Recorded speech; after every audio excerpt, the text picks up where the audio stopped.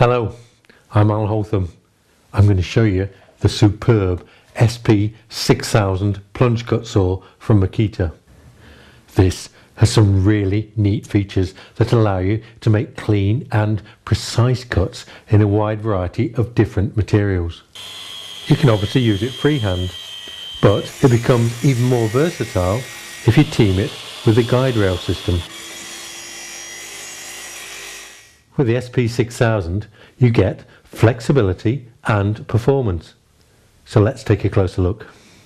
The tool is a powerful 1300 watts, but the rubberized non-slip coating on the handles gives you a firm grip for maximum control, and it also minimises vibration. The cutting capacity at 90 degrees is a healthy 56 millimeters, and this reduces to 40 millimeters at 45 degrees. The large two-finger trigger is easy to operate, even if you have to work it with gloves. The key feature of this saw though is the plunge action. Simply press this plunge button and the saw pivots down to a depth that you can predetermine. It can't plunge unless the button is depressed, which is a good safety feature. The depth stop has a graduated scale that you can set very precisely, so you can make plunge cuts through your work without damaging the underlying material. Now have a look at this secondary depth stop here. This is really neat. Just slide it across and the saw will now only cut 2 millimeters deep when you use it on the guide rail, which is perfect for making a scoring cut. Now release the stop and make the full depth cut. And you can see no chipping on either side, even on veneered surfaces like this. Bevel adjustments are just as easy. The scale is really clear. The locks at either end of the saw ensure it clamps up tight and it doesn't creep. The normal bevel range is 0 to 45 degrees, but you can engage a positive stop at 22.5 by twisting this knob here.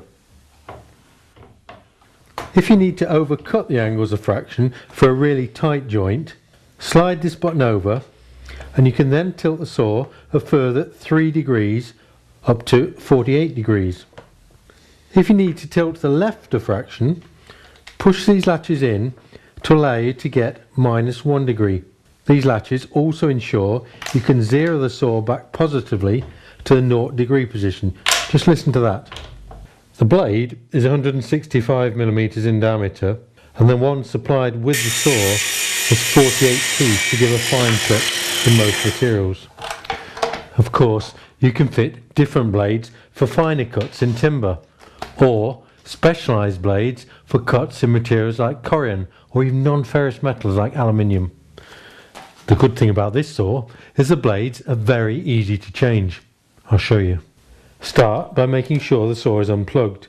Then twist this button to lock the saw spindle down to make it accessible through the guard. The end of the motor is squared off so you can lay the saw horizontal, which makes the whole process much easier. Use the Allen key that's fitted in the handle to slacken off the nut, holding the spindle with this lock here. Undo it all the way. Lift off the collar and the blade should then just slide out. It really is as easy as that. Dust extraction is often difficult on portable saws, but on the SP6000 there's a very efficient extraction path and a nozzle that swivels so you can position the hose in the most suitable place. The electronics on this saw are state of the art, with a really smooth, soft start, which makes it much easier to begin a cut because the saw doesn't jump. You'll also notice how effective the brake is. The blade stops really quickly, which is another valuable safety feature. A variable speed dial allows you to match the blade speed to the material you're cutting. It gives you a range from 2000 to 5200 RPM, so you can cut any wood-based material or slow it down for plastics or non-ferrous metals. The constant speed electronics maintains full revs even under load, but an internal overload protector switches the tool off to prevent any damage to the motor should you accidentally push it too hard. The SP6000 really comes into its own when you use it with a guide rail. You don't have to worry about marking any offset as you would with a conventional saw and a straight edge. Just lay the track down on the line and make the cut. It's as simple as that. Rubber strips on the underside of the rail are enough to hold it in place. But for really critical cuts, you can use the optional clamps for total security. The saw just drops onto the track and it'll stay in place. But use this slide lever to secure it and prevent it toppling over if you're making bevel cuts. Look at that.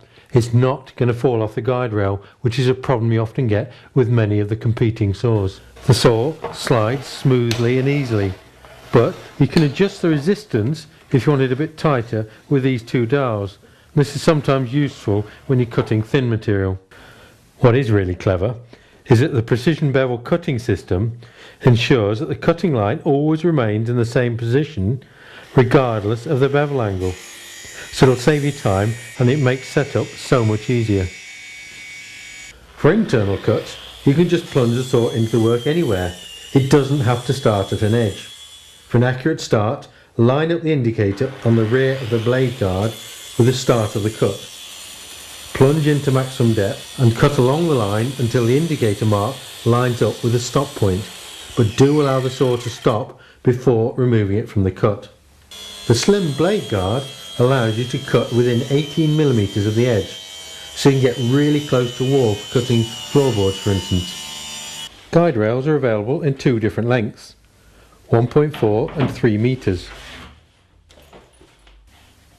The 3 meter rail is perfect for cutting down 8x4 sheets, and they can be joined together with special couplers if you need anything longer. There are special adapters that allow you to fit other tools onto this guide rail, such as a jigsaw, a router, or even a conventional circular saw. Take a look at this mitre adapter as well. This makes it so easy to use the track for angled cuts. So that's the MAKITA SP6000 plunge saw, along with the guide rail system. A saw with some truly unique features. And of course, being MAKITA, it's professional quality and built to the highest standards. You'll be impressed. Till next time, bye bye for now.